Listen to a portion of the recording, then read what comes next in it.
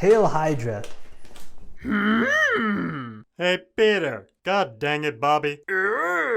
Welcome back, guys, to another 191 Media podcast. I'm Matt. And I'm Micah. And today we're going to talk about the show Sons of Anarchy. So today we're going to be discussing the show Sons of Anarchy, and just a disclaimer, there will be potentially some minor spoilers in here because we've both watched the whole show.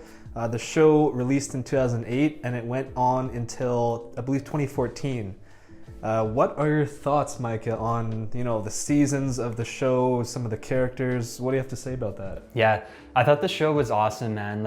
I just continuously kept on watching. It was a show. It's definitely a show where you find yourself binging episodes for sure. I thought all of the characters were really well done. It was kind of mapped out to be this long period of seasons where so much was building up, and you just know that something's going to end up really badly for the main motorcycle gang, who's the Sons of Anarchy. They're kind of a bad group of guys who are gun runners, they're criminals, they kill people all the time. They're just not good people, but you find yourself almost rooting for them. It's really weird. It's almost like the Breaking Bad effect in some ways. Like how, at least at the beginning of Breaking Bad, you're rooting for Walter and you're on his side even though you can see him over time becoming the bad guy. And essentially, this is a bit different, of course, it's a motorcycle gang, and these guys are, they're bad from the start. There was never a time when they were good. They try to charade as good guys by trying to be, interactive with the town they're in called Charming. It's a fictional town of, I think, 14,000 people, some small town. And, they try to host charitable stuff, have chili cook-offs, be part of the community. But like you said, these are some bad guys, and they do heinous crimes, and they're gun runners. And with the characters, I'd say, like you said, I wouldn't say there was a bad character at all. They're all written really well. And what about Tara? I was just about to go into that. So there's the main character, Jax, ends up with a woman called Tara, and essentially this woman, and as well to some extent I would say his mother Gemma, they became really annoying characters. Just the stuff they would do in the show and get away with just became more annoying and more annoying and more annoying over time. But I think, as bad as it was, I almost thought that when the show progressed and got to the point where the story was impacted, and I guess their specific story was impacted on those characters, it really made you feel for them more and it had more impact. Did you think that, they were kind of annoying characters, but the way they wrote them was leading to a certain storyline? Yeah, I mean, they bugged me to absolutely no end, but I thought the actresses for the characters were really good. I think it shows how good of an actor you are when you can bug people who are watching the show. It just means you're doing a good job, in my opinion at least. Especially the actress for Gemma.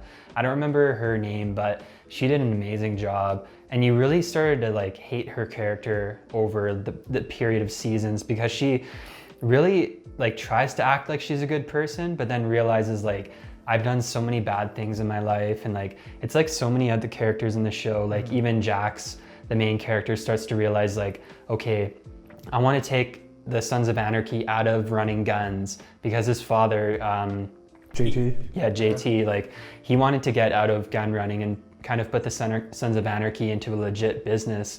And I thought that was interesting that it was leading up to that point, but then certain things happen, and then Jax just kind of goes back to how much of a scumbag he was before too. Yeah, I guess it's a big circle. It's almost once you're in this gang, there's no way out. The only way out is essentially death. Someone clips you in a gang fight or something like that, right? There's no way out of this club. Once you're in there, that's all you got. And there's certain characters, the character Juice. He even straight up says he's got nothing else. He only has his club and nothing else. And I think Jax as well, when he was talking to Tara, she was saying oh yeah, we can just move away and start a new life. But even Jack says, hey, this is all I have. I don't know how to do anything else. He doesn't have any education. No, I don't think he even had his high school education. He was just gang from day one, basically. That's all they know, right? There's no way out. So can you tell everyone more about the plot for Sons of Anarchy?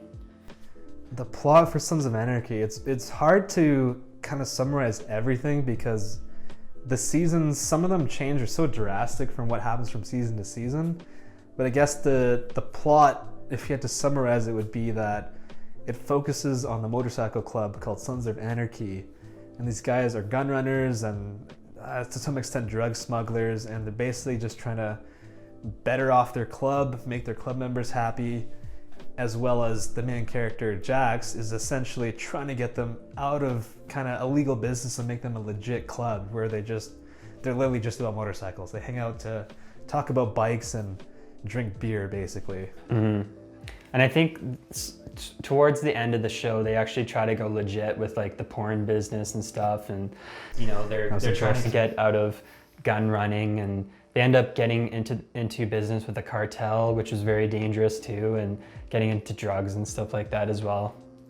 Yeah, I found the more that they kind of tried to get out, the deeper they would go into it. It's like they take that saying, 1 step forward, 2 steps back. But for these guys, I feel like it was 1 step forward, 10 steps back.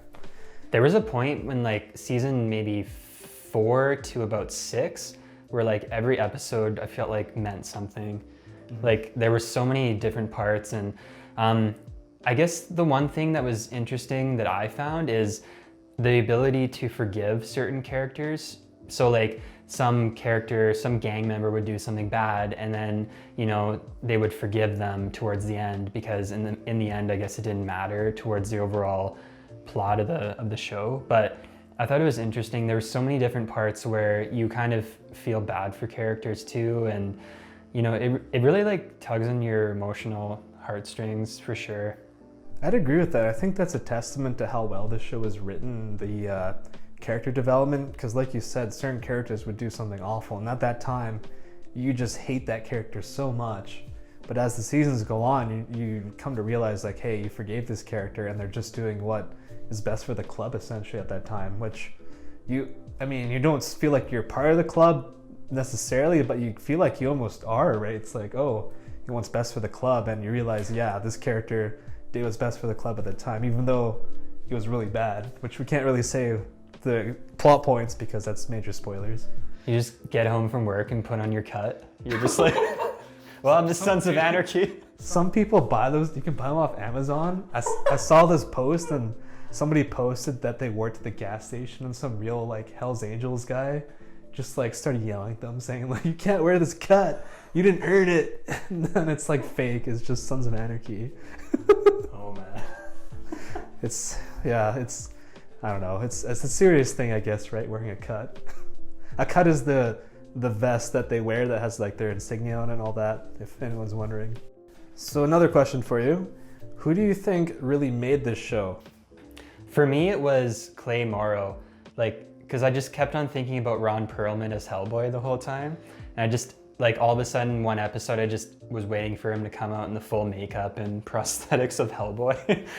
Who was Clay Morrow? Clay Morrow was the president of Sons of Anarchy in the beginning, early seasons of the show. And he was just a really bad guy. He kind of masqueraded as okay, I'm doing all these good things for the club. But in the end, I felt like he only really cared about himself, So who do you think really made the show for you, Matt? I'm not gonna say Clay. I agree with Clay, but I don't know if they made the show, but I guess it's the character I really liked. It was Chibs from, I don't remember where he was in the beginning of the show.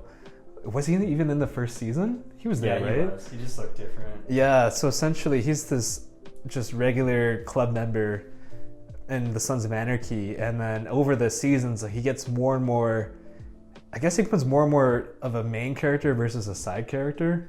But I just thought he was always looking out for the club. His Irish accent was cool, and he was always just kind of badass, doing what's best for everybody. And the other characters like Clay and even Jax, the other main character, they just went down a downward spiral, right? And they became almost evil to an extent, whereas the Sons they're all not good guys technically, but Chibs always had that best for the club in mind and try to keep everyone happy, right? Mm-hmm. I think he would do anything for the club. he just got like even more and more brutal in the way he did things like later on in the seasons too. And Tommy, I think his name is Tommy Flanagan, The actor? the actor. And I remember seeing him in the movie Gladiator. He was like Russell Crowe's character, Maximus. I think he was his like squire almost kind of guy. Yeah, it was like from like 2000, but he looks so much younger now.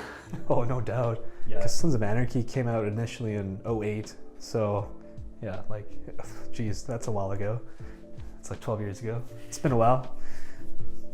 Thanks again for watching, guys. For 191 Media, I'm Micah. And I'm Matt. And if you have a second, please like, comment, and subscribe. It'd really help us out. We'll see you in the next one.